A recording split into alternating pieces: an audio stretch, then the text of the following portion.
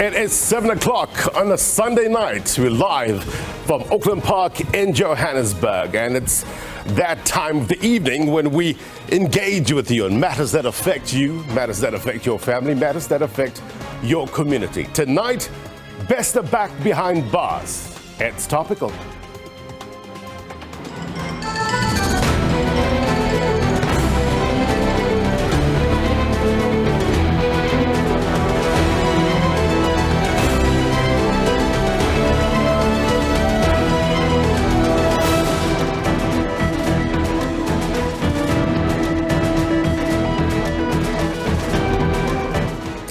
A very good evening to South African, those watching around the world. My name is Blaine Herman, and this is It's Topical. Lucia, our digital audience, please. There they are. Thank you very much indeed for joining us. Virtual hands up, please, if you have any comments or questions for our guests. I'll try my very best to get you on air. Good to have you on the program. Undermining the criminal justice system. But for now, the convicted killer and rapist Thabo Bester is locked up. The National Prosecuting Authority says it is confident that it has a watertight case against Bester. Remember, he's set to appear in court again on the 16th of next month, and he's facing charges including escaping from lawful custody, defeating the ends of justice, violating a dead body, and fraud. Bester's escape from the Mangaung Correctional Centre in the Free State in May last year has thrown the spotlight on security in the country's prisons. That correctional facility is operated by G4S on behalf of the South African government. So the ultimate responsibility, you would agree, lies with government. It lies with the Department of Correctional Services. You heard Ronald Lamula, Minister, apologizing for Bester escaping. We will discuss, which leads us to our question of the week. And we're asking him, at the convicted rapist and murderer Thabo Bester's saga, what do you make of South Africa's prison system? Let us know at It's Topical SABC. As always, context important in this regard, but I want to get a sense of where your head and heart is on this story, right? Has Bester's breakout breached your trust in the criminal justice system? Please let us know at It's Topical SABC. It is Perspective coming up, so I'll get you that in a short while. Let me get you a sense of what we know and why it matters. And for that, we turn to the magic wall, get you more context with regards to what we're talking about. Who is Thabo Bester? We learned this week that he was born at Chris Hani Baragwanath Hospital on the 13th of June, 1986. But according to Home Affairs Minister Aaron Motsoaledi, Thabo Bester never took an ID in Home Affairs, never married in Home Affairs, and never took a passport in Home Affairs. So what does that mean? He simply does not exist in their systems. Eventually, as you know, he became known as the Facebook rapist. Now, let's talk to you about Dr Nandipha Magudumana. We understand that she was born in Bizana in the Eastern Cape, and she grew up, we're told, in Port St. John's. Reportedly, she met Bester in 2006 while she was studying at Wits University, and we know that she had been operating the Optimum Medical Aesthetics solution in Sandton. I also want to get you a sense of the timeline of events that will probably give you a proper illustration of what we're talking about and how we got to this point. Take a look.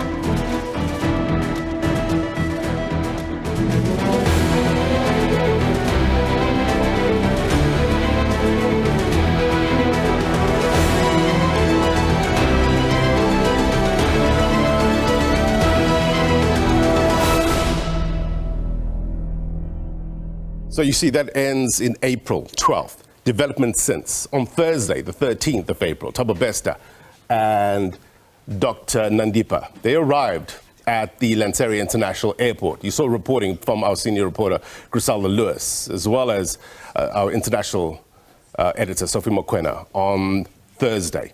Dr Nandipha appears at the Bloemfontein Magistrates Court, and that case has since been postponed to tomorrow. We'll get you all the very latest. Keep it locked onto SABC News. Bester appeared in court on Friday, and his case has been postponed to the 16th of May. So this is where we are with regards to our topic, and it talks directly to our topic of today. Talking about the prison escapes in South Africa. During 2021 and 2022 financial year, 22 inmates escaped. But look at this number. Back in 2020-2021 financial year, 117 inmates escaped. Shocking, right? We'll discuss that in a little while. So with regard to the Bester case, we have since learned that in late October 2022, the inspecting judge for Correctional Services, Justice Edwin Cameron, informed Minister Ronald Lamola that he has come across information which may indicate that Thabo Bester's death may not be a suicide. The minister said he was shocked. He said he immediately called the National Commissioner for Correctional Services saying, look, Commissioner, prioritize this suspected escape. Question, at this point, back then, shouldn't government have made an announcement to the public that there was a possibility that a rapist and a murderer could be on the loose? But look, investigations are continuing, so we'll keep you informed. Question, context, important. Why it matters, perspective coming up. We've got the better minds of the program to give you some answers. Let's get you a sense of what we're talking about. What's your sense and sentiment on the ground? The word on the street feature, it's where you have your say. And this week we visited Pretoria, which is where we're told that Thabo Bester is being held in tight security at the Koshi Mampuru prison. And this is what residents there had to say.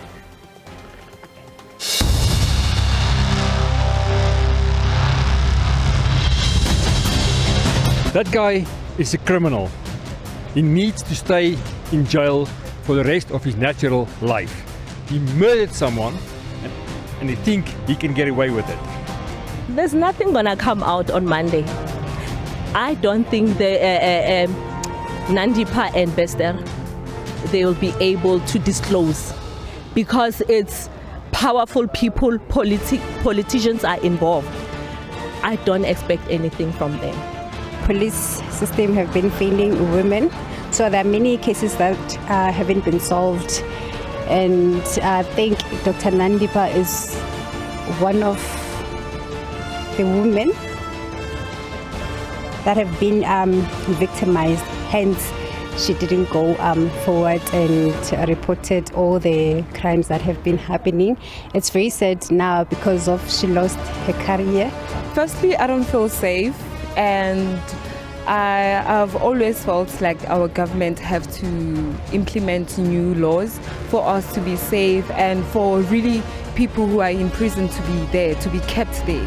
So now I feel like, firstly, we're not safe, and then secondly, I feel like he should be punished for his wrongdoings. Well, I hope that justice gets served. I think that's what we all want. That they be put behind bars again, and that this makes them an example to all South Africans. I feel like I'm not safe as a woman and also raising a girl child.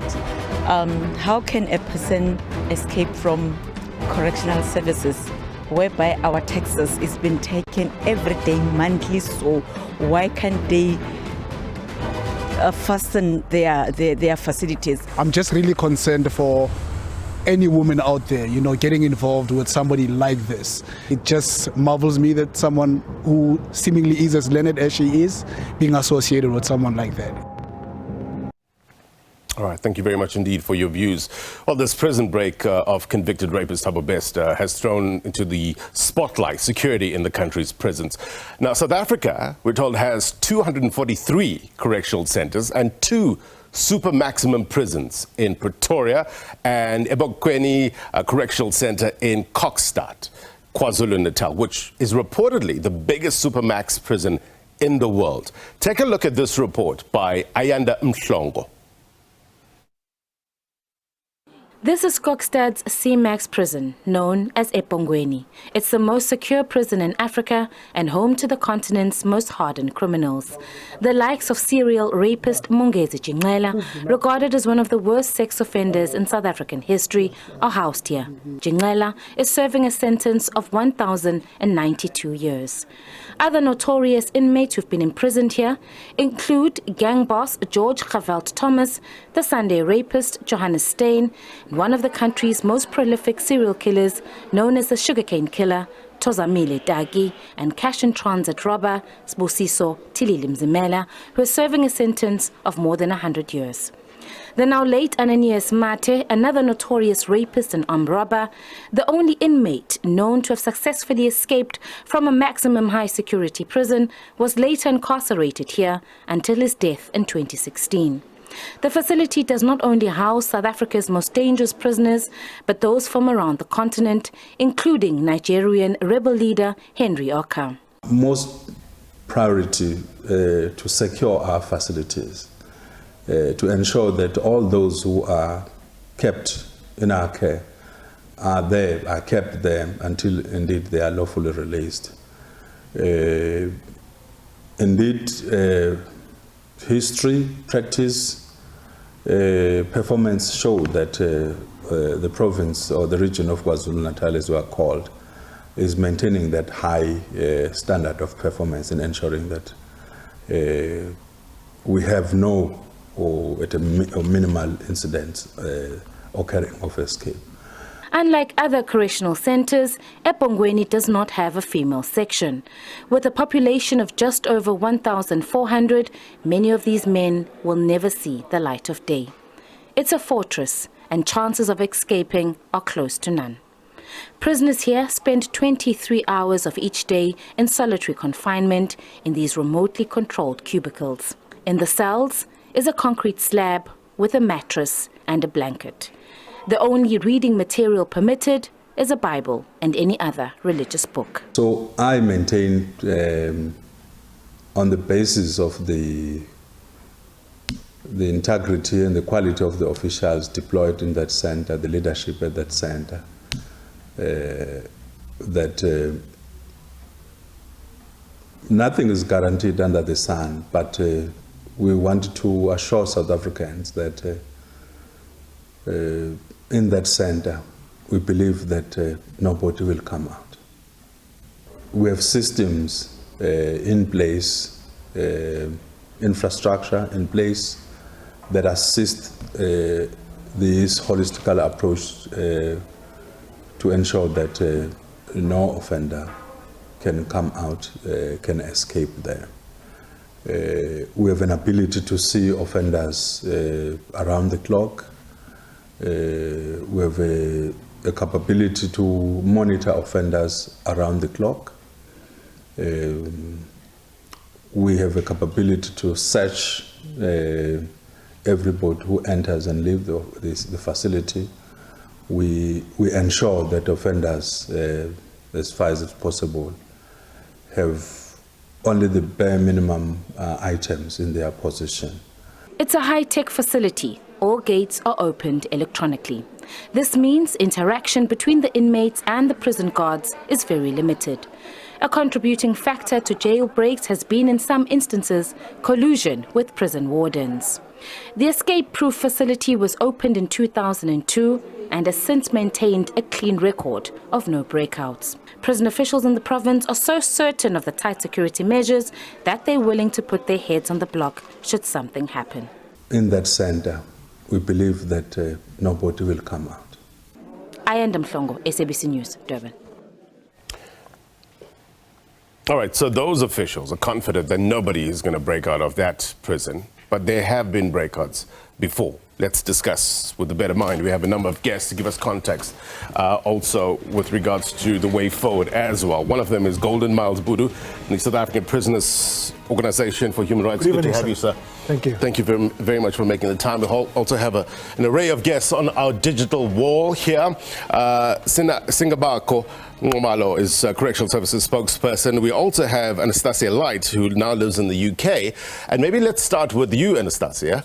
Thank you very much indeed for making the time. And You say you were a target of Thabo Bester a couple of years back. Please talk to us about your interactions with him. Yes, that is correct. So this was back in 2011. So I was 17 and in grade 11. And he sent me a friend request on Facebook. And we had a couple of mutual friends in common, about 5 or 6.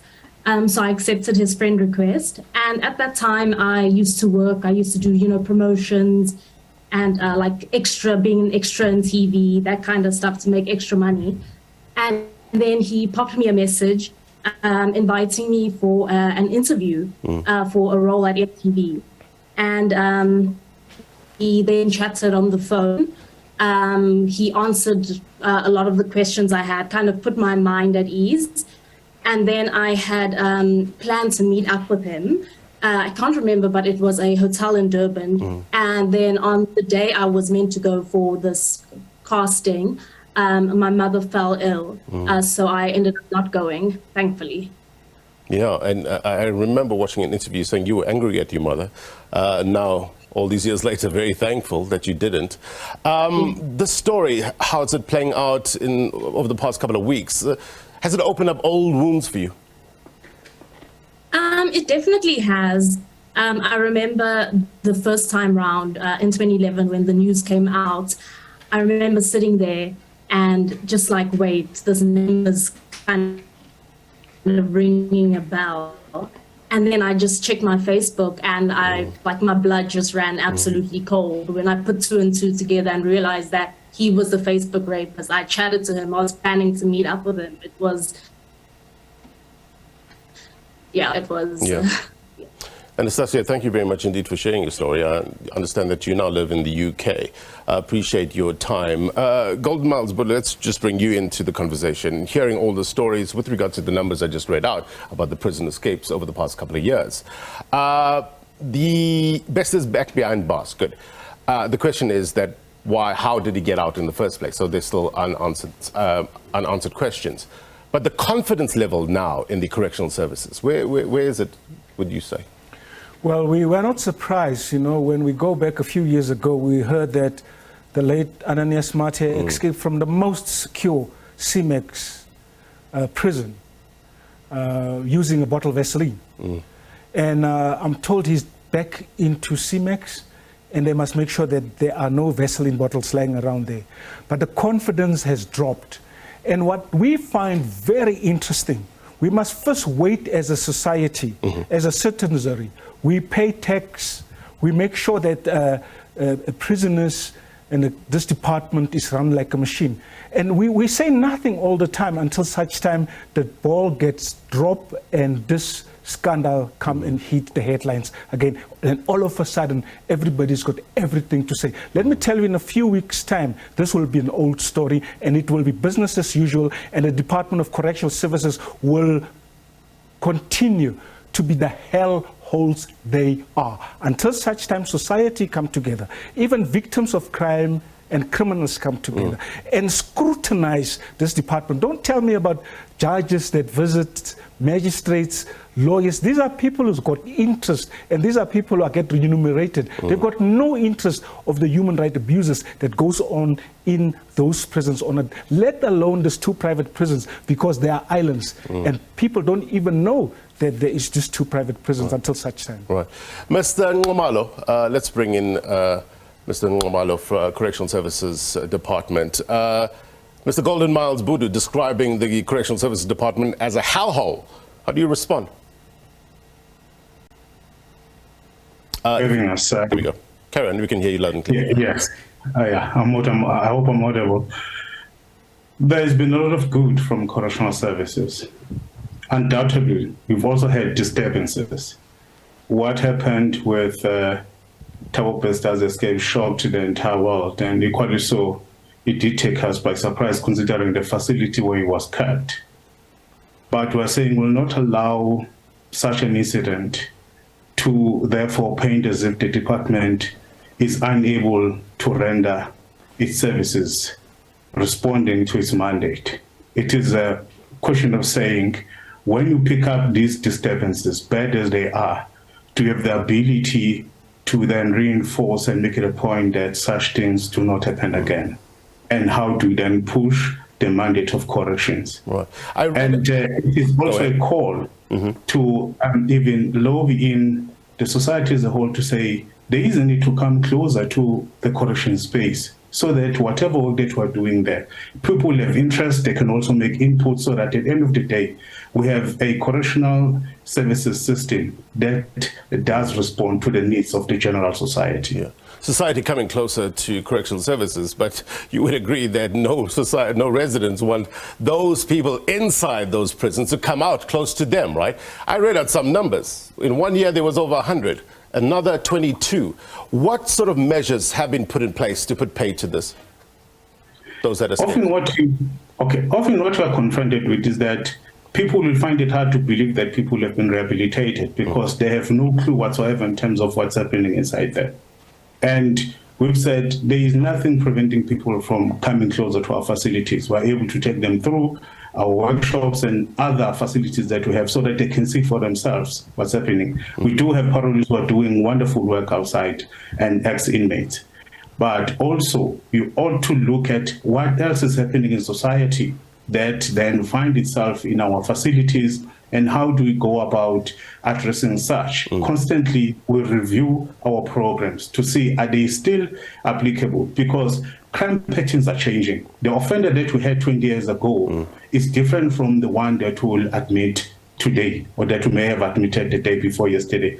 It is such things that require that whatever specialists that you may have out there, they have to say, do we have a role to play? Can we contribute? And as correctional services, we are saying there's nothing preventing you, but we do have committed officials who are doing their work.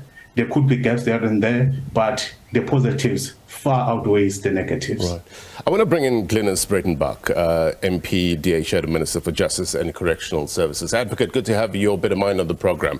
There was a clarity statement issued by the Ministry of Justice and Correctional Services with regards to the G4S contract, clarifying what the minister said, and I quote, I just want to read it to you. The Department of Correctional Services is experiencing affordability constraints in meeting its obligations in relation to the two facilities, but we have a contract and we must honor it. It further goes on to say that to this in relation to various contractual breaches at Mangaung Correctional Services, the departmental presentation to Parliament was clear that legal opinion on whether these breaches can lead to a termination of the contract is being sought.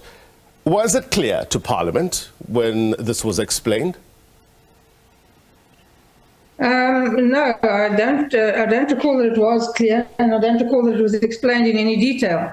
The attitude of the minister has always been that the contract would not be cancelled, and that's their prerogative. It's not something that Parliament can interfere with. It's not within the purview of Parliament to interfere in contracts between correctional services and G4S. However, the material breaches in the contract would certainly, in my view, give rise to serious questions, and they should certainly be taking legal advice on it. The contract comes to an end in 2026 and it's not going to be renewed. So, the continuation or not of the contract is not of such vital importance. The fact of the matter is they need to prepare themselves to take over that prison, make sure that it's properly resourced. Yeah. And properly done. I remember Minister Lomola saying that since his arrival, he said that he was very clear that government was not going to extend the, I think you said 25-year contract. But what are the risks of government taking over, do you think? Well, there are no real risks. It will just become subsumed into the Department of Correctional Services as another prison. At the moment, the two private prisons are really technologically more advanced than other prisons in South Africa. They're structurally more sound, they're newer, they're in much better condition, and of course they have no overcrowding. They have a bed space limit. Mangaung is a bed space limit of 2,900 plus inmates, and the requirement is that those beds are always full, so they never have any overcrowding. They have exactly that amount of inmates that they can accommodate. Right. Whereas other prisons in South Africa are horrendously overcrowded. And in fact, other prisons in South Africa house 40,000 plus remand detainees that really don't need to be in prison at all. And there's no willingness from the Department of Justice nor Correctional Services to deal with that issue, even though it could be dealt with relatively simply. So, that kind of overcrowding leads to the conditions that Mr. Buddha referred to as a hellhole, and I agree with him. Anybody who visits St. Albans maximum security prison in Quebec will find that it is a hellhole, and you can't describe it as anything else. It's a human rights abuse. There's no question about it. Mr. Nxumalo, what do you make of those statements? And do you agree that government has the capacity to take over these prisons that are in a public-private partnership? Okay, firstly, I think it's important to highlight that we've got an overcrowding reduction strategy.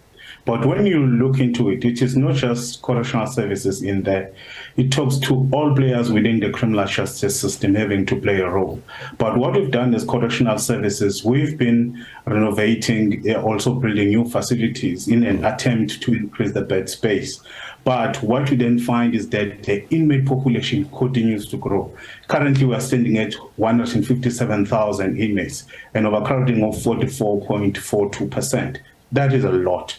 And when you look at those numbers closely, we are really feeling pain when you look at the remand detainees.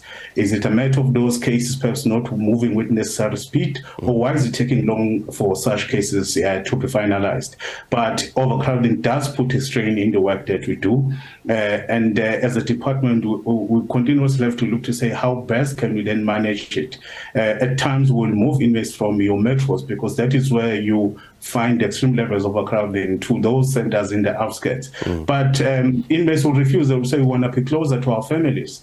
And at times, it's impossible then to move them. But it does pose a serious challenge. Hence, then there's a matter of saying, but as society, how do we prevent, or what measures do we have to fight crime so that we can reduce the numbers that we have? It is even not ideal for a developing country, South Africa, to continuously be building prisons. But unfortunately, we find ourselves in that situation where from time to time we need to increase the bed space. So I just want to pick up something when you say inmates will refuse. What sort of rights do they have in terms of putting up a bit of a fight in terms of moving them wherever you want to move them? What's happening is that it is ideal that inmates are kept not far from where they come from, so that you do not break a bond with their families. And when they state a case that if you are moving me from Quebec now to, let's say, to Pietermaritzburg, you are moving me way far from my family, then I will struggle, I will not get support. And therefore, as a department, you need to look into that. You cannot just put it away and saying you're talking nonsense, or you ought to respond to it. So from time to time, we find ourselves faced with such challenges. The inmates will even take us to court, where, when we refuse. So it's something that, as a department, we have to look at it critically, but continuously building prisons. I don't know whether it's ideal, but we continue to increase the bed space.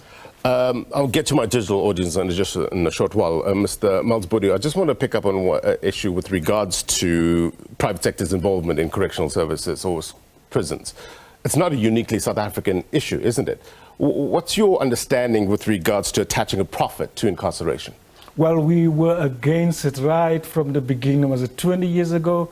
Even PopCrew supported us as an organization, but they would call us a one-man band, a Chisanyama fish and chips organization, these people. But we are not going to give in, because the fight has just started.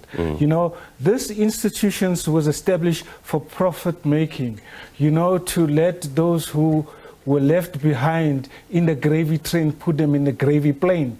Go and see who are the real shareholders. These are gurus, ANC big shots. We've got in Mangaung a Poppy Mukwena. I think he was re-elected the other day as a mayor of Mangaung.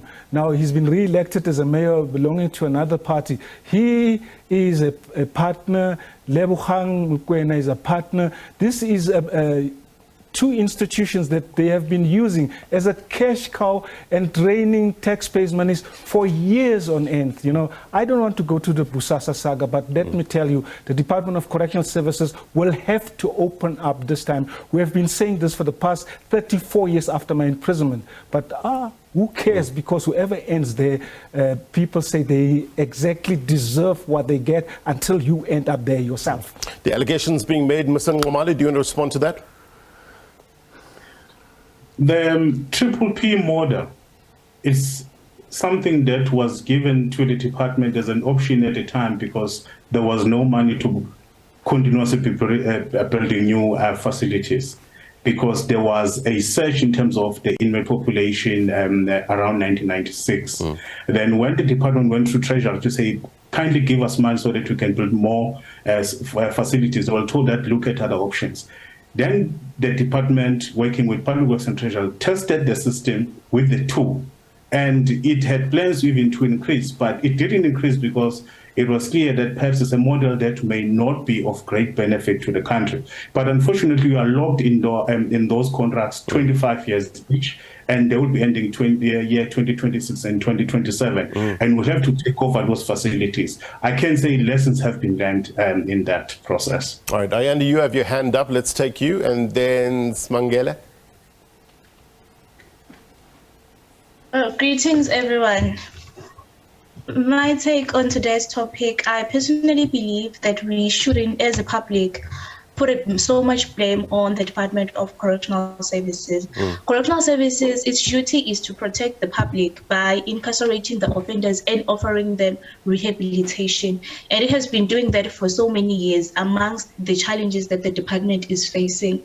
On today's case, the Thabo Bester's case, it caught everyone by surprise. Yes, there may be so many questions that are directed to the department, like why did it took so long for the department to release the autopsy results, proving that the DNA results does not match those of the suspect, of which is, in this case, is Thabo Bester.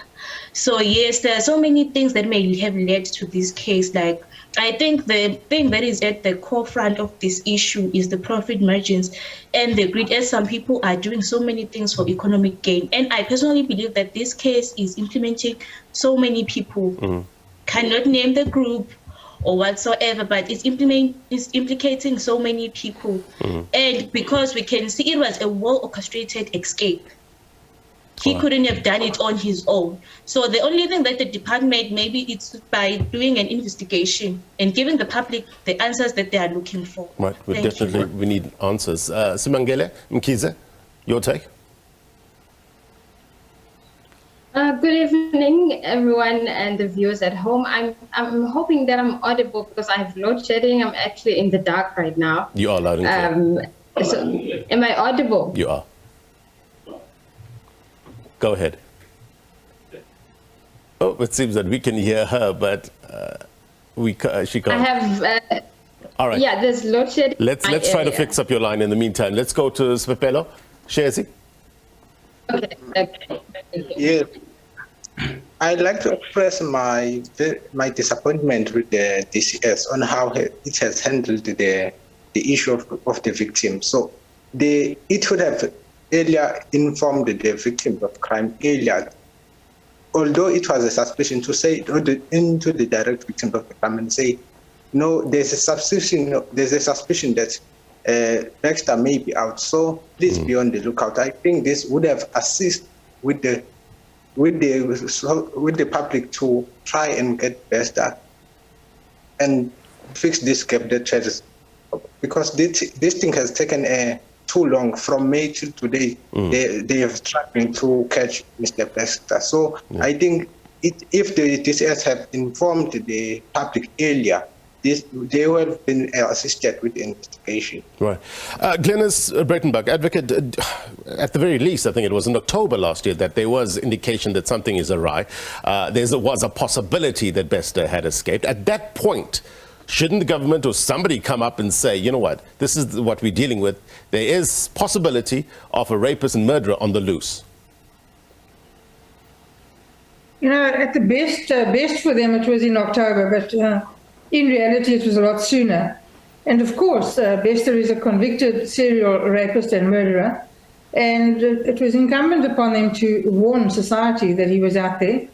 But more importantly, it was incumbent upon them to inform his victims, the rape survivors, to give them some support and to offer them some protection, which they failed, all the departments failed miserably to do. It's a terrible indictment on them. They failed, and those ministers should resign if they had any any ounce of integrity. Mr. Nxumalo, why wasn't the public informed about the escape? Even if at that point you didn't have all the information, but just to give the heads up that we possibly are dealing with this. You may have learned that it was correctional services who took a bold step to say we're going out with the findings of our own investigation.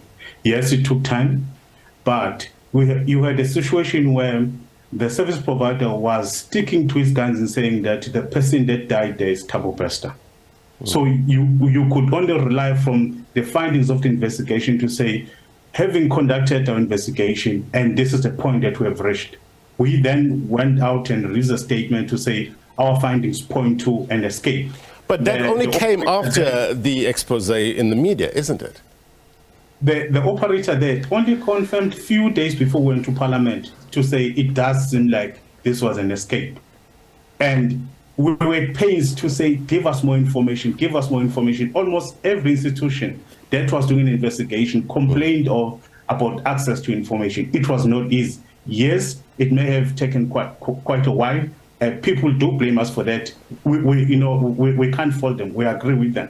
But it came to a point where we needed to go out before even the operator had been for us to say, yeah, it's an escape. We had no choice because we're also alive to what was happening around us to say it can't go on like this. All right. Look, we need to take a break. There's still so much to talk about. I can see all the hands up there on a digital wall.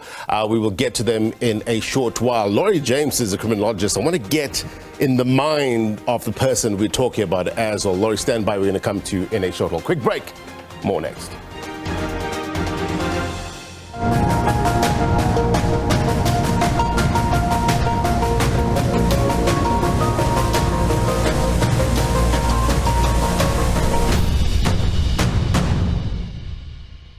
All right, welcome back. The 4 accused in the aiding of the escape from jail of rapist and murderer Thabo Bester will appear in the Bloemfontein Magistrates Courts tomorrow. This includes Dr Nandipha Magudumana, who faces 4 charges relating to murder, aiding and abetting an escape, fraud and violation of dead bodies. Magudumana is alleged to have stolen 3 bodies from Free State mortuaries to aid Bester's escape, one of which was she allegedly claimed was her father.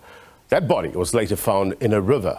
SABC News senior reporter Criselda Lewis and video journalist Abi Njokweni tracked down witnesses who discovered that body, calling police, not knowing it would feature in the case of one of South Africa's most daring jailbreaks. Take a look. It's in this dam that one of the bodies allegedly stolen by Dr Nandipha Magudumana was found floating, weeks after she allegedly claimed it at the mortuary as her father. This is the timeline of events from an alleged hit-and-run incident. Dr Nandipha Magudumana allegedly goes to the government mortuary here in Bloemfontein and identifies the body as her father. A funeral parlour then collects the body, which is then found in a river on the 29th of April 2022.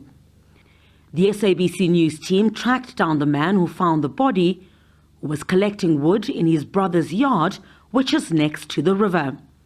I found it over there. It was in a KY slapsack, whatever you want to call it. He was busy picking up wood. Het lijkt soos iets snaaks wat hulle ons het hom oopgemaak en toe het ons die polisie gebel.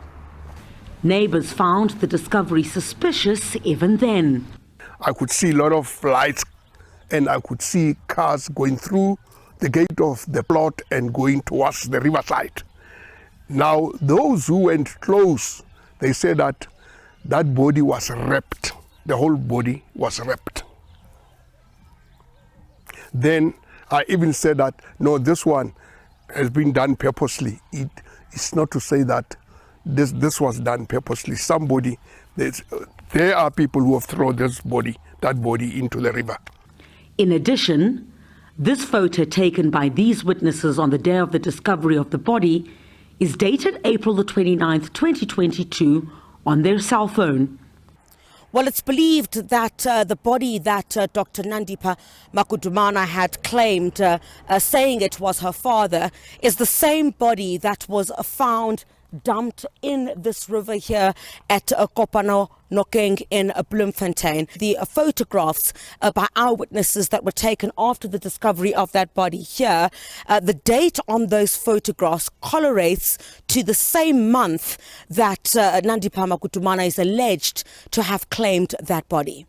The exact same date that police gave Parliament's Portfolio Committee this week when outlining the date the body was found in the water. The body is still in the government mortuary, because if I can just explain what happened, the body was found floating on the 29th of April 2022 in Kopano-Nokeng, Bloemfontein. It was taken to the government mortuary. In the government mortuary, then they identified the body as the one they already worked on, of which it was claimed by the doctor on the 23rd of April. Leaving a whole community shocked that that body is possibly linked to the infamous case of the escape of Thabo Bester. Criselda Lewis, SABC News in Bloemfontein. So many questions, so little answers at this stage. We hope to get more answers in the days and months to come. Let's take it back to the digital audience. Laurie James is a criminologist. Laurie, good to have you on the program. Cognitive empathy versus compassionate empathy. Let's talk about Thabo Bester. Obviously, you're looking from afar, but what sort of personality traits do you see here? Yes, absolutely. I am looking from afar, and do bear in mind I have not interviewed either Thabo Bester or Nandipha. So what I see is a man whose criminal behavior began very early in his life. There are reports that he went to stay with his grandparents. At the time that he was about a year, his mom handed him over. And from the time he was 4 years old, he's reported to have started to steal money from neighbors and other such things. So his criminal history goes back. Now, we can always argue that he's 4 years old, he's not responsible, but this pattern continued. He eventually went to prison. He came out of prison when he was about 17, so a long criminal history. And from that, and his behavior, we can conclude fairly conclusively that he was suffering from conduct disorder, which is a disorder of unacceptable and dangerous behavior, but usually attributed to minors. So that would give us the conduct disorder. Then if we look further, we can see many traits of the cluster B personality disorders, specifically, in my opinion, the antisocial personality disorder traits. So those would include things, and the main trait would be a lack of empathy. We'll come to the cognitive empathy just now. But a pattern of irresponsibility, a parasitic lifestyle, exploiting other people, no empathy, unable to put himself in the position of other people. These are all traits of antisocial personality disorder. Right. You would need that, of course, to be a serial rapist and to commit murder. I wonder if there's any red flags that one can pick up earlier on in terms of these traits, or yes. Is it, as late as when a crime is committed, then you realize, oops, I should have seen that. Well, people don't usually kill. So you'll see a pattern of rape and a pattern of exploitative behavior. I mean, this guy was the Facebook rapist. So we know that he used digital means to stalk, possibly harass his victims online. Which is why I was completely gobsmacked. And it's not the first case. We had another case where there were pedophiles, for example, that were given laptops in prisons. Now you've got pedophiles that are committing their crimes online, digital porn and CSAM, and they're given laptops by prison officials and connected to the internet. Here we've got another case with Thabo Bester, where his crimes were essentially online, but in their excellent judgment, they allowed this person to be online, never mind when he wasn't actually in prison and he was running around all over the world. But to connect him to the internet with a live feed, the Facebook rapist. I mean, the very first thing you would expect them to do is disconnect him from that. Well, let's so anyway, he has... Yeah. I just the pattern of behavior is clear. Right. Laurie, thank you very much indeed. Mr. Ngumalo, do prisoners who have laptops have internet access? One, I must say that as a department, we are highly frustrated by the phenomenon where inmates are allowed to have laptops in their cells. We contend these cases in court and we lose them. Because our argument has been that of saying, the moment an inmate has a laptop and a cell phone is smuggled in, that inmate will then have an access to an internet, can do whatever that person, would want to do with a particular laptop. As I'm talking to you, there's another case in Johannesburg that we are fighting so hard to say that laptop must be removed. But when an inmate comes back with a court order saying that I'm allowed to have this laptop in my cell, you cannot act against that. But it's something that is really frustrating us to say it does defeat the objective of justice when inmates are allowed to have laptops in their cells, because once a cell phone is smuggled in, you've lost control. But it is something that as a department that will want to be attended to, because it's bigger than just correctional services. We've got 5 minutes more left on the program, lots to discuss, though. Let's run through it quickly with regards to comments. Sitembile, go ahead, Laurie, very briefly. If you... Sorry, just to correct the gentleman from corrections, you don't need to be connected to the internet if you have a laptop. So there needs to be an internet connection as well. So you need to be on a network or have a cell phone that can give you a digital connection. So you can have a laptop, you can have your educational material on your laptop. You do not need an internet connection. So where's the internet connection coming from? That's my question. Sitembile, let's get your take. Yes, I'd like to speak about the security measures that have been breached at the correctional facility. To say, obviously, if Thabo Bester has escaped, security measures that were put into place, being a CCTV or whatever, have been breached. So what has been done at this point to ensure that a similar incident does not take place? Right. We are hearing that Thabo Bester is being monitored 24 hours or 24/7. But what does that change? Because he was being monitored before. So what is the difference now that he is behind bars? Right. What is the change that we must expect? Zipozonke, let's take you, and then Tulisile. Thank you. Good evening to the viewers and to panelists. For me, 2 points quickly. We have an issue of GBV in this country, and it's already hard as it is for women to report crimes that happen to them, such as rape, at the front end of the criminal justice system in terms of police station. But now, with this case, what now is even an added layer to that problem is I'm even more hesitant about a woman, because now I'm like, okay, even if he gets convicted, he has an opportunity to escape, So that's one big concern in terms of the original question about what is our trust in the prison system. But the quick point that I want to make is, at what point do we start to point fingers at higher powers when we talk about complicity? Because the security cluster in this country, which is the ministers such as police, etc., is that we've seen incompetence in looting, we've seen incompetence in Senzo Meyiwa case, we've seen incompetence in the Pala situation.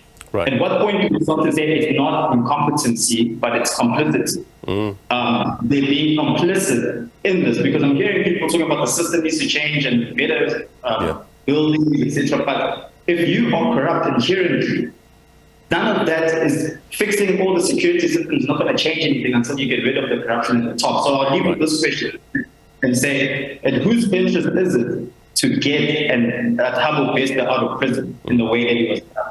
Thank you very much indeed. Tulisile? Good evening, everyone. I hope you guys can hear me, actually, because I'm also just working on a UPS. So I wanted to state, or rather, I have two concerns that I'd want to raise. So I understand, of course, that private sector and public sector relationships with regards to the operation of correctional facilities is not peculiar to South Africa. So now what I want to know is, if we decide that we're going to adopt what other jurisdictions, for instance, do, where they contract private persons to actually run these facilities, what measures do we have in place to ensure that the objective or the constitutional mandate for that instance is actually met when we speak of the duty that the department actually has in respect of these correctional correctional institutions? Because yes, we can contract these private institutions, but at the end of the day, they need to meet the objective that the department is supposed to meet. And we know that with public officials, we have certain measures or instances of monitoring. So are those also there when we speak of private institutions? Sorry, excuse my toddler behind me. So that's one. And then secondly, also, I think at the core of this issue is it's just the corruption that is prevalent in South Africa. As Ayanda basically said, he did not do it alone. And he had, because I know with the committee that was grilling G4S, I know with them that they actually spoke of a situation where he had to pass at least 24 officials for him to be successful here. And so I want to know also how many of them did that out of the goodness of their hearts, because obviously they were bribed. And that is the core issue that we are dealing here. I mean, we're dealing with in South Africa, yes. Right. No, look, important points, valid, no doubt. Unfortunately, we run out of time. But let me do this. Let me endeavor to bring or get some answers for you. Definitely on SABC News and every platform, we're going to be endeavoring to find out more on this. It's just unfortunate that we run out of time. Advocate Brayton Bach, Mr. Omalo, Mr. Miles Budu, thank you very much indeed. Digital audience as well. Anastasia, appreciate your time all the way from the UK. Good to have your better minds on the program. Before we go, here's my take. Although I'm proud to be part of the Fourth Estate and proud of the work roundups journalists have done, it's not the media's job to solve cases, right? But what journalists do well is shed some light when the public is kept in the dark. It seems considerable headway was made after the story made the headlines. It can be assumed that by at least October last year, people suspected that Bester had escaped. But Glenys Breitenbach, as you heard, said nobody informed the Justice Portfolio Committee, despite coming to report to them many times. She said that during this week. The public wasn't informed that a convicted rapist and a murderer is on the loose. Why? Only almost a year later, we see significant progress in this case. Bester is in custody, others arrested. Why did it take so long? Is it a case of this just being a tough case to crack, various elements that needs to be fully interrogated? Or is it a case of a lack of capacity, capability, and will from our law enforcement agencies? Either way, the continent's collective eyes firmly fixed on this case. So the bottom line, we need answers. Case closed. And that's my take. If you missed anything, be sure to watch this episode of A Topical on YouTube. Sports Live up next. Stand by for them. Until next week, take care. Bye-bye.